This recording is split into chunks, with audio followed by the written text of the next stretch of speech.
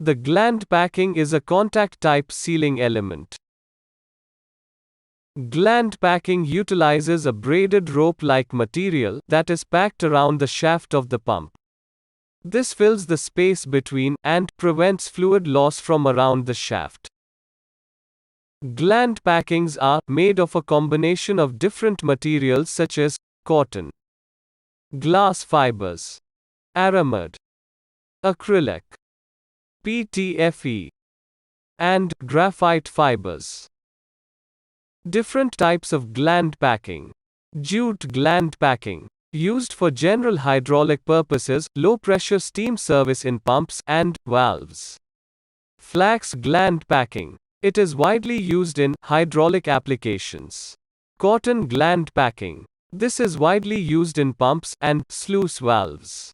Its flexibility allows the shaft to run freely as well as stops water entering into the motor. PTFE gland packing. It is used for sealing of pumps, valves, and sliders. The PTFE packing is relevant in all chemical conditions but is primarily used to seal hostile chemical systems, air, and steam up to 280 degrees Celsius. Aramid gland packing. Aramid packing is used for sealing pumps, tanks, valves, and sliders.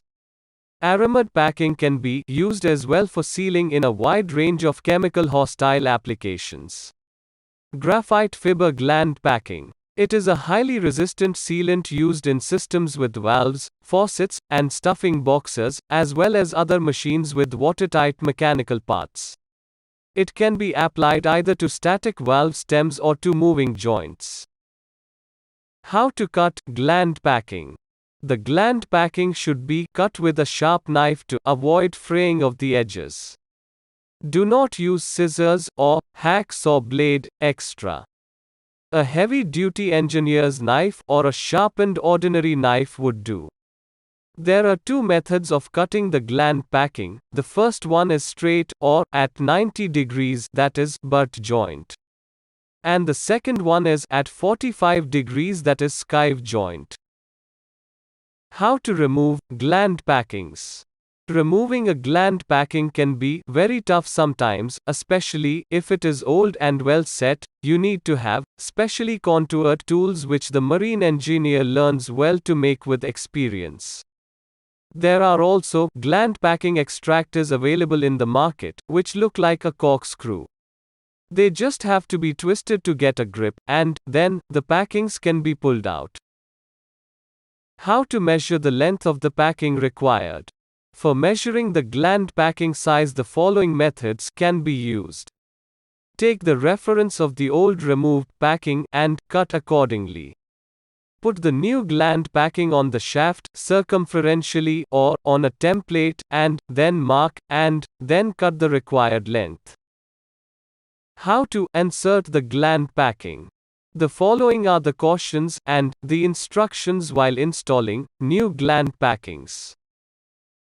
After the gland packings have been removed, the spacers must be thoroughly cleaned with compressed air to ascertain that no residues of the old packing remain inside. The shaft must be carefully inspected for any abrasions and pitting marks, and, if any, must be removed with 300 grit emery paper. In case it is not possible to smooth the surface, the sleeve must be changed at the next possible opportunity. The correct size of the packing should be referred from the instruction manual or measured. Fit each packing one by one with lots of lubricant, and do not forget to stagger the same by 90 degrees each. Compress with the gland to ascertain that it goes inside evenly. Check that the shaft is free to rotate after the insertion of the gland packings. Running in of the gland packing. After the gland packing has been inserted in the pumps, the pump must be allowed to run with a moderate leakage for 10 minutes, and after that start tightening the nuts, one turn every 5 minutes. Keep monitoring the temperature of the gland, and if it is getting too hot, slacken the same amount. After another 5 minutes, tighten again and monitor the temperature. Please remember that a little leakage of about 10 drops a minute is required for the lubrication and the cooling of the gland packings.